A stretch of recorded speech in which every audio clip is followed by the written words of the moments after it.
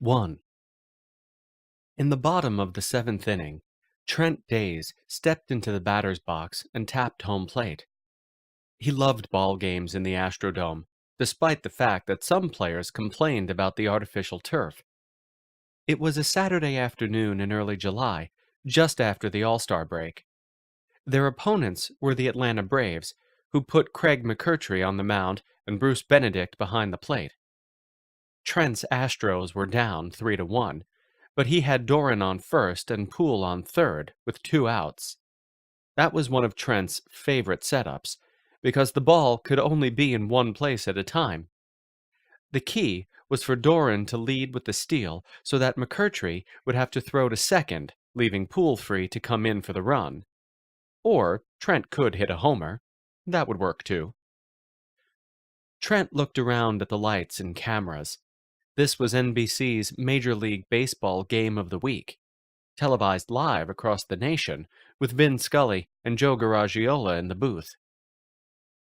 Joe, a hush has fallen over the Astrodome as Trent Days, wearing lucky number 8, takes his turn at bat. The kid is having an incredible rookie season so far. I'll second that. The press dubbed him the Eskimo Slugger back in May because he was raised in Alaska and has a .550 slugging percentage. Unbelievable, 19 home runs, Vin, and we're only halfway through the '83 season. I got a feeling we may see number 20 right here. Well, the fans certainly love him, and I was talking to Nolan Ryan the other day, and he was singing his praises too. Said Days is a natural-born leader, and a huge morale booster in the clubhouse. I think if you asked most of the kids here today, they'd tell you they came out to see Trent Days hit a home run. No question about it, Joe. Benedict, the catcher for the Braves, stepped forward and went through an elaborate series of hand signals, communicating his strategy to the other members of the 9. Then he lowered his mask, squatted down behind home plate, and said, "Time to strike this Eskimo out." Trent ignored him, and the first 3 pitches as well. He liked to work the count, because the more McCurtry had to throw, the more likely he was to make a mistake. When he had the count at 3-2, Trent tapped the plate again and stared the pitcher down. The final toss came in right above his knees, just the mistake Trent had been waiting for. He sliced it perfectly and sent it flying toward the fence. The ball disappeared into the stands, and the crowd leaped to its feet. There it is, baseball fans. Trent Days has hit home run number 20, moving the Houston Astros into the lead and turning this into a real ball game. Did I call it, Vin, or what?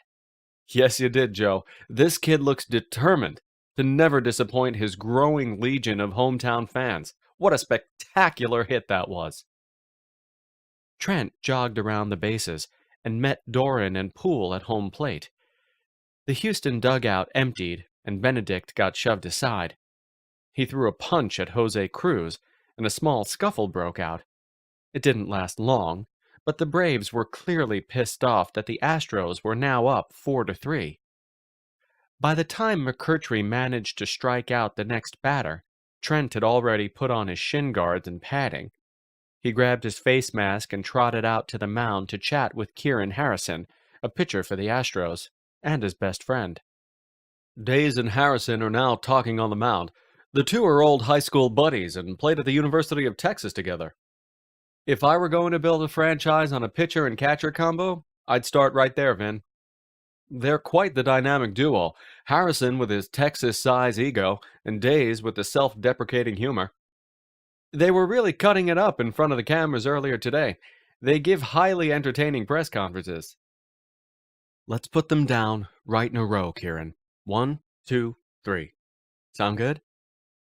I'm not feeling the slider today, Trent, so don't ask for it. I heard you the first 50 times you told me that. Hey, did you hear the one about the Eskimo who got dragged into the police station on suspicion of robbery? Kieran shook his head and laughed. No, I haven't heard that one.